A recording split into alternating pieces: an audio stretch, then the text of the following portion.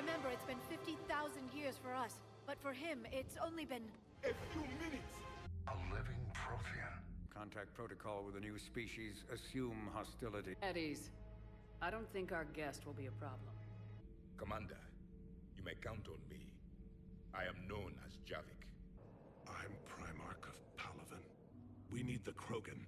I can't see us winning this thing without them. Some of these issues are hundreds of years old. Time to let go.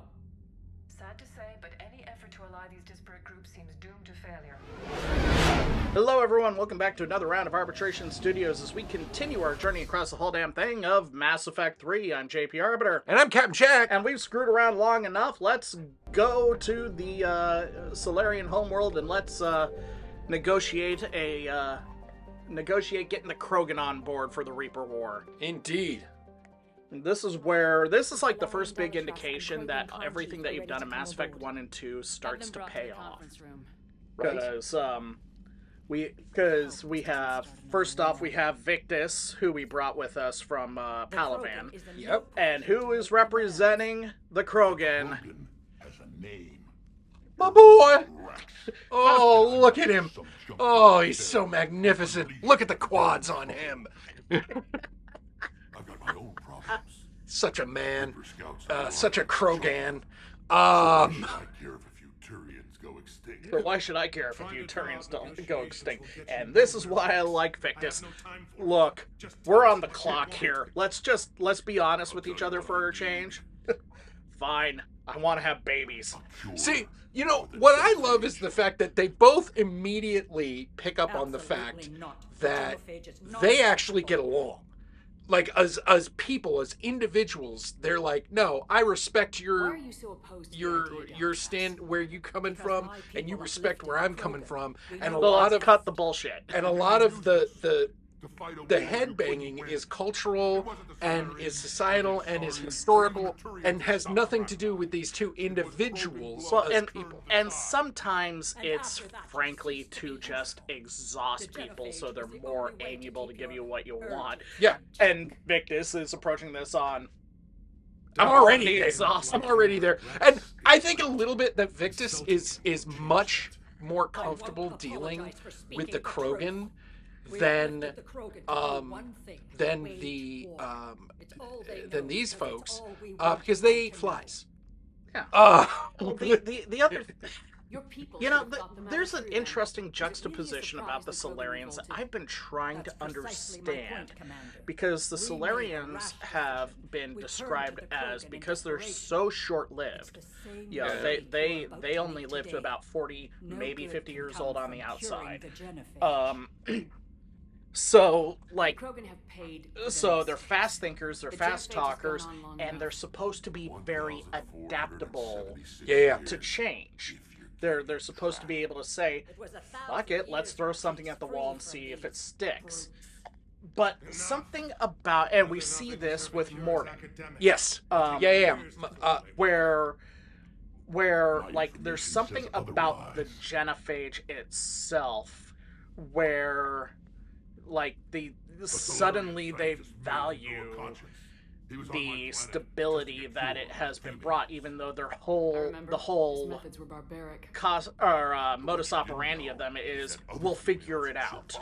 We got this. We can do this. I think that a lot of what we think about the Solarians comes from our interaction and our play with Mordin. Where did you get this?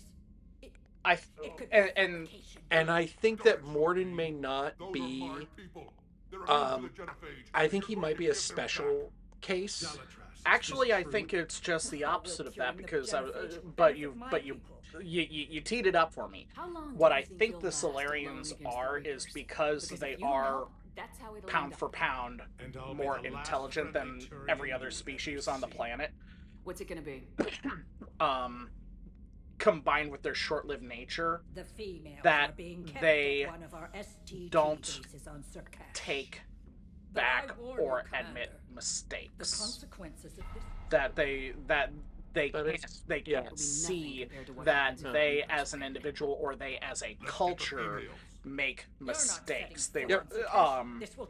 that because they think so fast and because they calculate everything down and will argue that all of their decisions can be proven to be mathematically correct, that to go back on that is anathema to them. I think that's where, like, it took me a long time to appreciate that.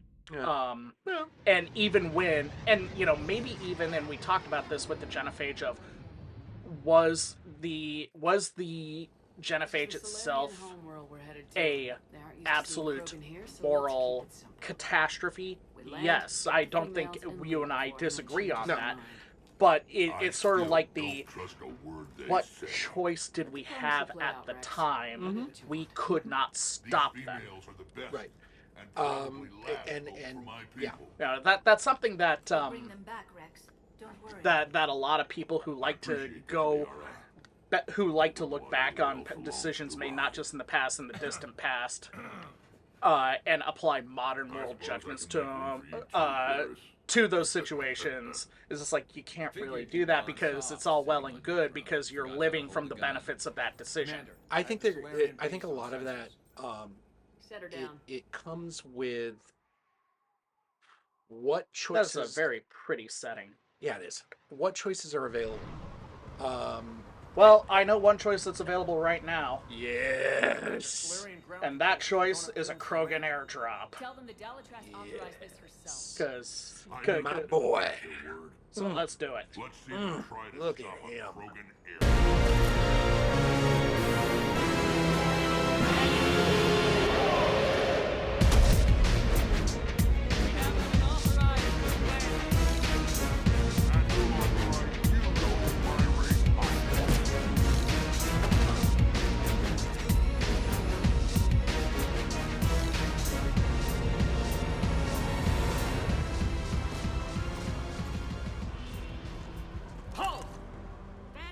If you've been wondering why it is that we've been doing wrestling entrance themes for all the characters, not just Arya, who is a supreme badass, hence why she Indeed. got Kenny Omegas. Indeed. Um, and it fit, actually. It fit the environment, really. But this was the reason why I started doing it for everyone yeah.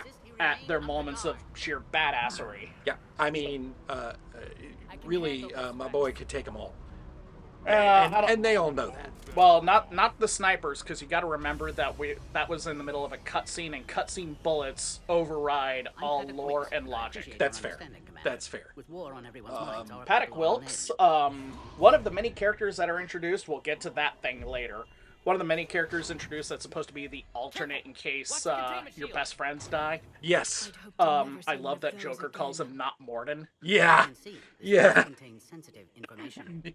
What kind of work? Also, if I remember right, because I've only let him... Morphological simulation. I've only let Morden die on the suicide mission Nothing's ever once. simple with Solarians, is it? And that was like, Science I has had to always been see our what best happens if I defense. just utterly The fucked research it we do up. here has kept Sur'Kesh safe for millennia. So, like, I think Paddock Wilkes Seems like a also good place to hide screws up the things you don't want the genophage galaxy cure, to know like, about. this. Like you don't Female even Krogan. need to I'm aware of sabotage how this it. must look, but Yeah. it's good. Yeah. They will I don't. Like, because I also destroyed here to Malon's stabilize their data, condition. so he was just like, I have no freaking clue what I'm doing. This may work, this may not.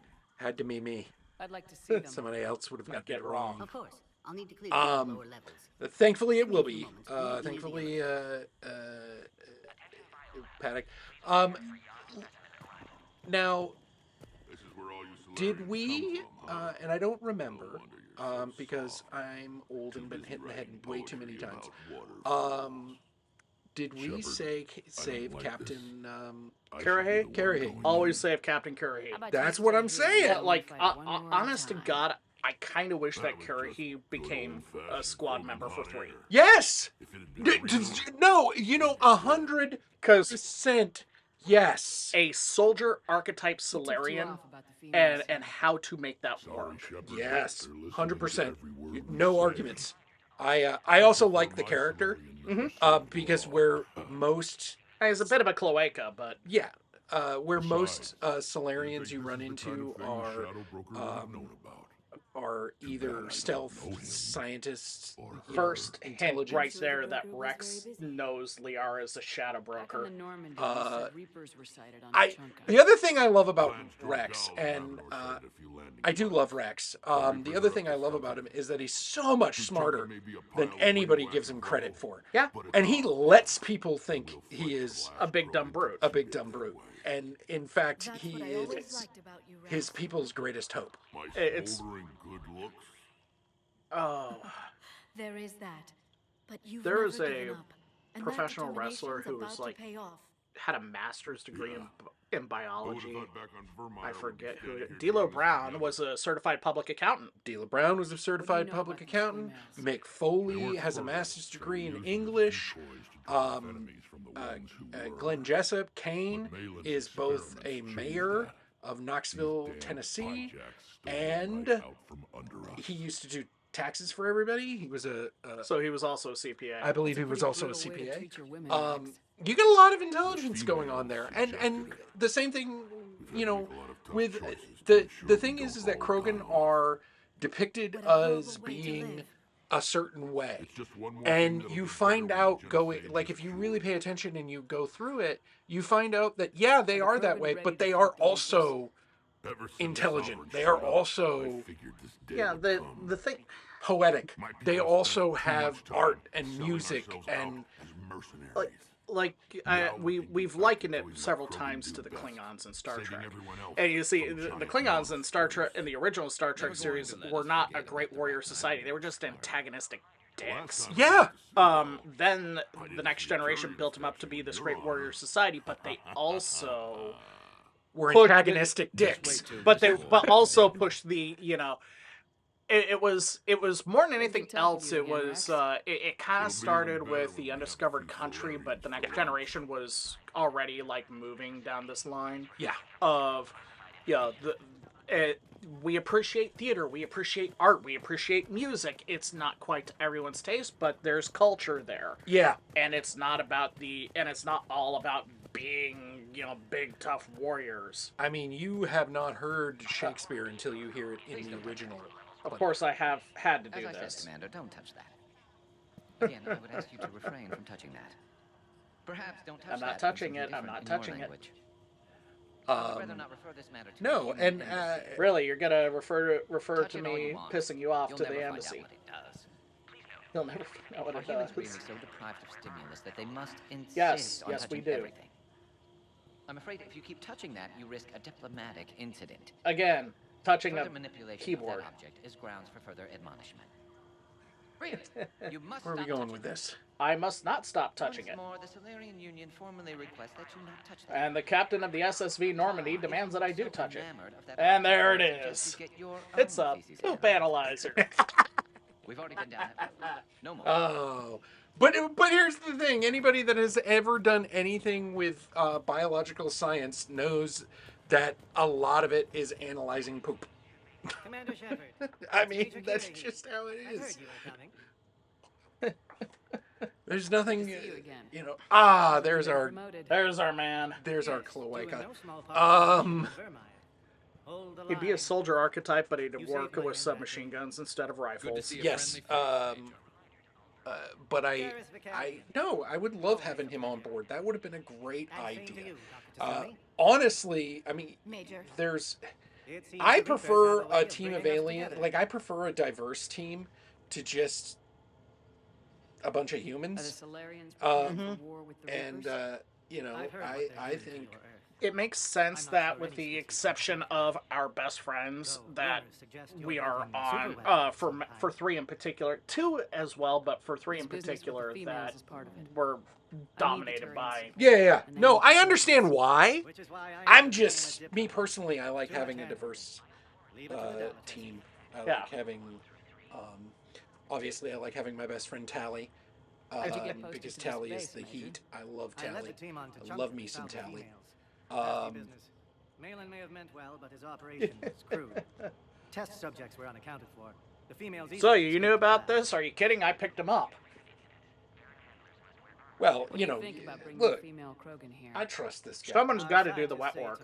Somebody has to do the wet work. But I do also understand that he figured out air quotes. I think they figured out how to use air quotes more with 3 fingers. The other thing that I appreciate about him is that, like I said, he is a soldier. Is he intelligent? Absolutely, that much is clear. But he is very much the Colonel O'Neill. Since we keep harping on Stargate, is just like, I'm out of my element when it comes to science stuff. Like, I'm a pilot, so I understand a lot of physics. Yes, and he's rather But I have neither the time nor the patience for it. Yeah, yeah. I love that he was basically everything. Where it was like he was introduced as a combat controller, Air Force Special Forces, and then they were like, oh, but he's also a pilot, and oh, he's also this, and oh, he's also that. Which I thought that was funny thing is that, but funnier and funnier. Funny thing, I don't think he was a combat controller, but he was Air Force Special Forces. So we only have 2: combat control and pararescue, and he weren't a pararescue man. Yeah, it wasn't pararescue. Although I have always thought that a series based on a Stargate team who rescues other Stargate teams, made up of pararescue guys, would be a phenomenal series. That would work really well. However, I think, honestly, I think a series based in the Mass Effect universe, done like Stargate, would also work. Cracking new mass relays and seeing what's behind them. What do you think about handing over the Krogan? Like it would be the early days of, they first discovered it. But anyway. It's things like this that I appreciate too, is that there is dissension, there is differences from species leadership. Yeah! Because too often, it's easy to say that, well, the leadership says this, and they represent the whole species, so the whole species must think this way. That's reductive as hell. Yeah, and we present ourselves as being the pinnacle of freedom because each one of us gets our own individual ideas, and then every time we depict an alien species, they are a monolith. They are always all, da da da. And it's like, no, going back to Star Trek, that's one of the reasons I liked the whole Klingon thing with the Duras, where they were completely against. Yeah, they were rebels. They were rebels. I like rebels. Whether or not I agree with them, I like the fact that they exist. You also like that they had humongous tatas, but, that's beside the point. I mean, you're a culture. I am a cultured man. I also like big goth mommies. And we had Rex, and he was badass, but we have another friend joining us for this video, too. All specimens are accounted for, sir. Shepard, excellent timing. Good to have you here. Actually, I have a friend that is the living embodiment of this guy. He has 2 settings. He has on, and you took the batteries out. Yes, that's it. But and Morden is another one that I wish had come on as a possible party member, but I get why he didn't. Like, I totally get it. I get why, but I would have liked to have Rex and him on a party together. That would have been fun. Didn't survive. So, and this is where we have that character evolution of that I mentioned more of Solarians don't admit mistakes. Yeah. And couldn't save them. And Morden is like has come around on that, and he tries to play it off as this like really this is just like the next great challenge, and trying to play it off as I'm meeting the needs of the now. Yeah, but if you press him later on in the game because you're trying to say no, we have to stop this, if you're trying to screw over the Krogan, he'll flat say no, I was wrong, my species was wrong, and now we have we have to make it right. Yeah, and I think that Yeah, that's one of those things where I'm like, I'm not entirely certain you were wrong in the moment, because I don't think in that moment you had any other choices to make. If you had other choices to make and you didn't make those choices, then absolutely you were wrong. And again, it's really hard to second guess when you're living in the world that has reaped the benefits of that choice. Yeah.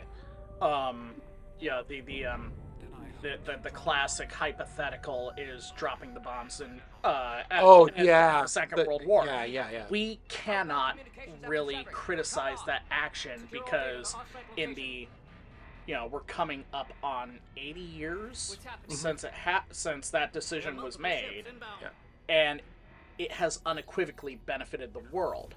Well, I think also there's a habit of making these backward choices based, the backward, not choices, but the backward judgments when we don't have all of the information that the people that made those decisions had at the time they made the decisions. So the bombing of Nagasaki, Hiroshima, we don't have all of the data, because a lot of that data is the kind of data that regular people don't get. Yeah, we can talk about historical, we know all the historical facts and everything. And the other thing is that we don't know the presumed omnipotence that you know the motivations of every side. Japan for the Second World War is infamously very private about their motivations and goals, and passes off on, well, it happened, no sense relitigating the past. When the whole, were you playing for time, hoping for a better throw of the die, or were you actively trying to negotiate a ceasefire and a peace resolution?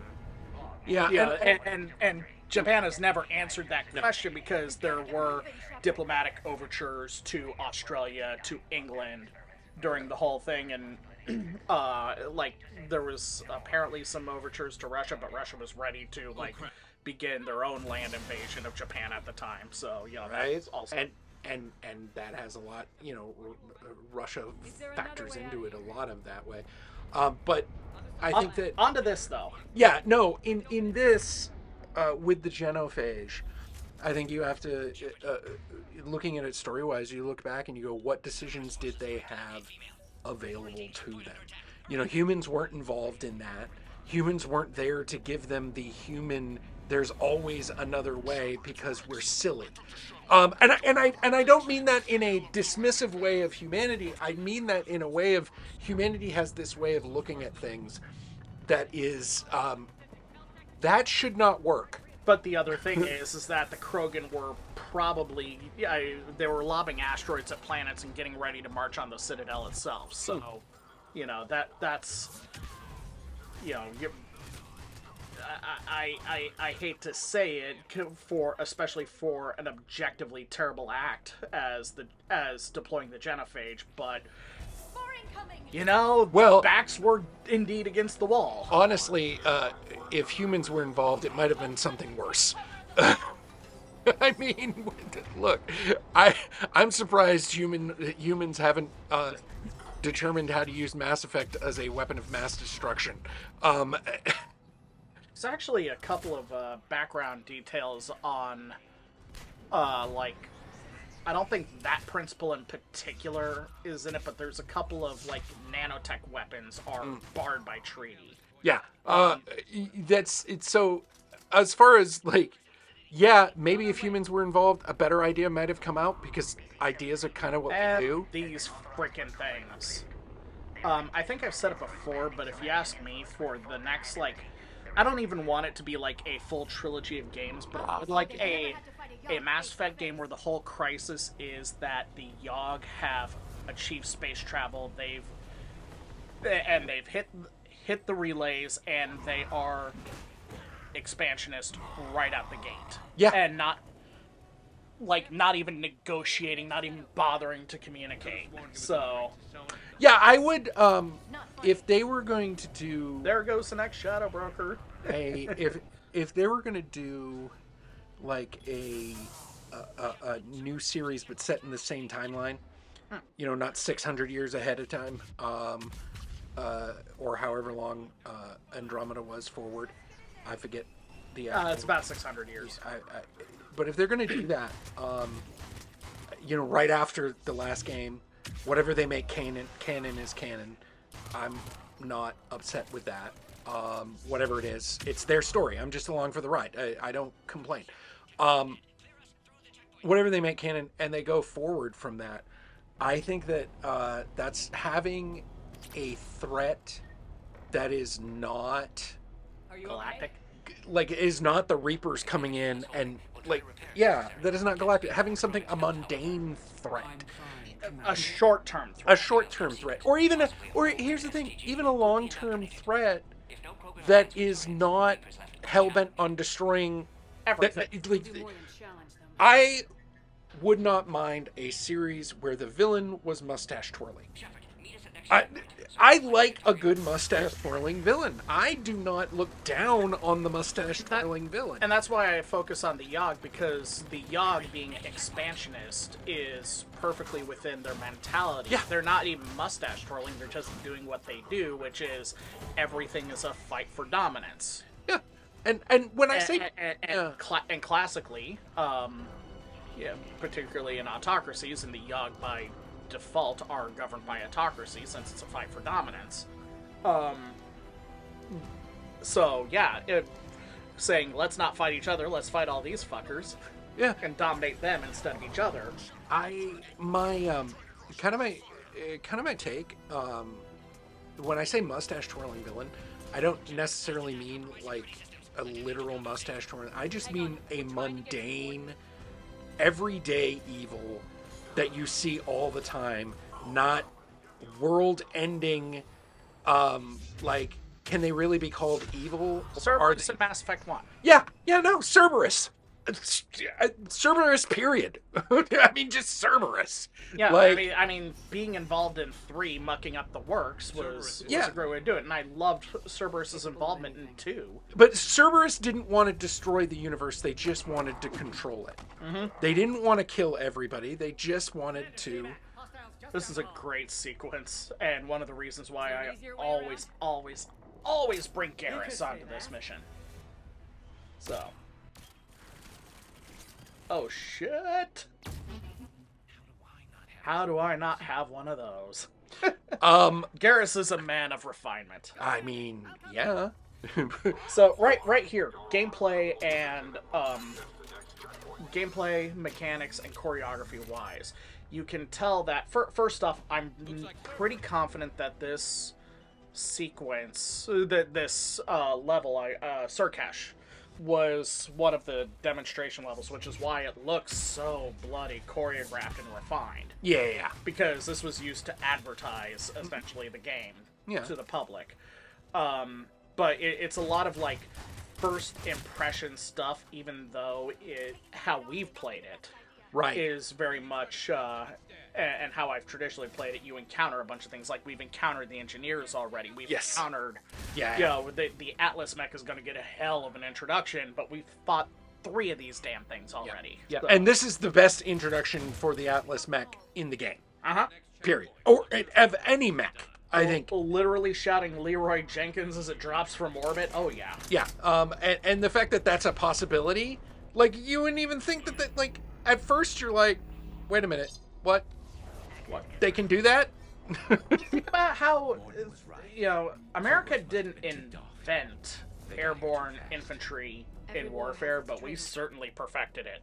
But think about, like, what happened when actually, I think it was the Russians who first thought of the concept of airborne infantry, but the Luftwaffe, again, refined it and actually, like, put it into practice. And think about how terrifying that was. Like, why are people floating down from the sky with guns? Well, I think that you're right, historically speaking, on that. But I mean, in this game terms, it's like they have not dropped anything from orbit yet. Like, nothing has come down from low orbit. Sort of the Mako. Well, I'm sorry, no, that's not right. You come down from orbit in 2. Well, I mean, even in 1, like I said, dropping the Mako from, but that's like from 1,000 feet. Yeah, that's not from orbit. You're in the atmo. You're down. No, like this thing comes in from, like they just drop it out of the hangar deck. Like it's not even that. It comes in like a wrecking ball. Right? So, but yeah, the engineer popping up and having a cutscene to set up its turret. I mean, it's like, yeah. I've already encountered like 3 of you. So yeah, and you're all annoying. Hate you so much. Especially if you're not playing like. I hate you the way Joe Biden hates you. Again, Prime Radiancy reference. I mean, fair enough. Oh God, flashbangs. Yo, I hate those shit. And I was super proud of AI Joe Biden when he finally went through the Jack rescue mission. Oh, and yeah. It was like, he didn't like lock in perfectly, but he did it. It was glorious. Look around. So, way to go, AI Joe. I think AI Joe would. I think AI. There's a lot of AI characters that I think. I pulled this off pull that out just for funsies. I think that. They're hilarious. The AI versions of people.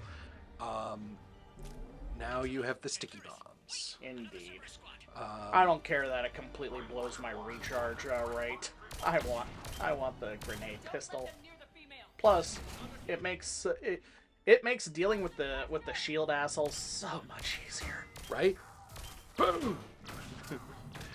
Oh God! Why is there a grenade on my face?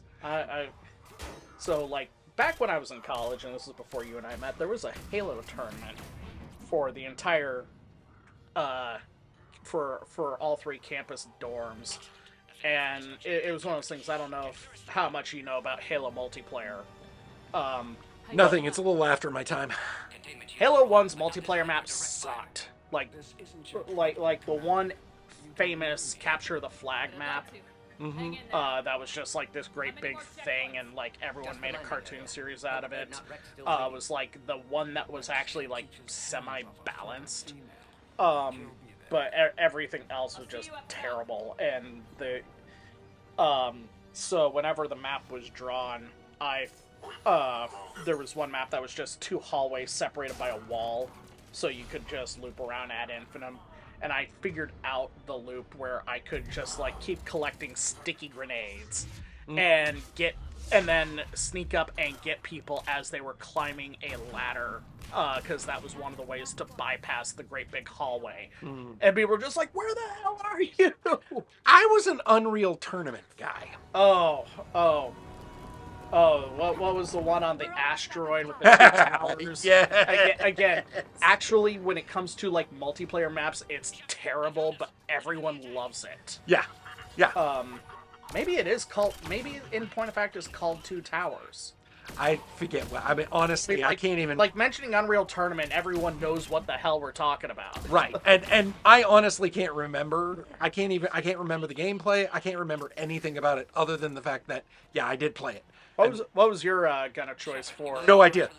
I have no memory of playing the game other than the fact that I did play. You did play it. Okay. And I know that I never really picked up Halo. Like Halo just never really clicked for me. I get you. Not the way Mass Effect did. Mass Effect, from like the first time I turned it on and was going through, was like, this is, oh God! Jenkins! Bonk. What should have happened... I do love the turbine. Now, I think what should have happened is that entire... Like, it would have been hilarious if that thing hits and that entire platform just goes crashing down. Well, it doesn't do that, though, because it has a Mass Effect generator. Oh, of course. So I first thought that's why I was able to do that without a parachute. No, absolutely. Of course, I totally get it. I am not saying that... You just wanted it. I just think it would be hilarious. I just think... I'm just that kind of a guy. I think that... that sort of thing is my sense of humor. The accidental funny. Yeah. That it's not like the accidental funny that happens because someone didn't foresee it. Yeah, exactly. So anyway. So we... Yeah, again, Atlas Mech, and, all indications are this thing should be rough because it's attacking, attacking us from an elevated position. It's got its full shields and whatnot, but, they've never met Agatha Fisty. Exactly. And at this point, we fought, this is what, the fourth one we fought? Third or fourth one we fought. So it's not as, its entrance is better than the actual fight, which is, basically an Undertaker match. No, I'm just kidding. Honestly, at this point, it's one, the ease that we're doing this is an argument that I should have at least tweaked it to hard mode instead of normal. But we're not doing it for difficulty. For difficulty, we're doing it so that we can, so that people can listen to us, opine. Middle-aged men opine. Rex, by the way, he's not just a badass. He's not just a pretty face. He's not just beautiful. He's not just intelligent. But as we see here, he's a good friend and he's a gentleman. Indeed. Indeed, he is a gentleman. So the way I feel about Rex is that he is one of those guys who wants to be a good guy but doesn't know how to be a good guy, and he needs somebody to teach him how to be a good guy. You're almost there, Rex. You're almost there. And Bakara with that main character energy firing the Claymore twice without ejecting the heat sink. Indeed. Women. And of course, those were cutscene shells, so she could do it from extreme range by Claymore standards. Indeed. And the hip. From the hip, and pull the trigger twice without reloading. Yep. We got one alive. Got a live one here. Yeah. Unfortunately for him, the pistol we're carrying is the explosive one, so this is going to get messy. It's the, I mean... Oh, no, he was cutscene. Drowning on his own, drowning in his own blood. Oh, it's true. Because he didn't take the helmet off. Well, Unless they, the helmet stays on. Because, they allude to the fact that Cerberus does take Morton's advice and use optical nerve flashbangs for suicide devices, but wouldn't that cause his helmet to just, explode outward? One would think. I don't know. The elusive man is up to Maybe it's just the helmet contains it, and it's just like a... Then keep them at bay. And then all of his head drools out from underneath the helmet. Yeah, so... I want the Suicide Squad full cranial explosion. I mean, I'm just saying. I know. Lance Hendrickson. Thank you, Lance Hendrickson. And now we have the announcement on that on what we're building. The Project Crucible. Indeed. It's a giant space dildo. Will we get it done? I mean, look, your ex-wife needs to be satisfied somehow. It's true. I'm just saying that there's a certain amount of phallicness that is, I feel like, intrinsic to the human's, condition. Yes, sir. Well, and honestly, it's efficient for space travel purposes, but... Hey, look, it honestly, funny enough, it looks like a lot of the hard science fiction spacecraft that I've seen. Mm-hmm. With that cap on the front, which is designed to block radiation because it's full of water. And then... that would have been great for the cutscene if it just a bunch of water ended up dispersing when it cracks open, but I'm getting ahead of myself. Indeed. But here we have this big thing. And, this is also, again, supposed to be the big indicator of things that you're supposed to be doing, but you don't get to... But because, you have a bunch of other crap you're doing before you get to this, it's oh, I've already been looking at that. Yeah, exactly. And it's just bad game pacing, I think. Yeah, I can see where that would be. For me, I love the game so much that I kind of gloss over the things that might be questionable about it. But in looking at it back, in watching it this way and looking through it instead of just playing it, I have to kind of lean and agree with you that there's some pacing issues. But we'll have to address those pacing issues next time. So, until then, we'll be seeing you, kids. Deuces!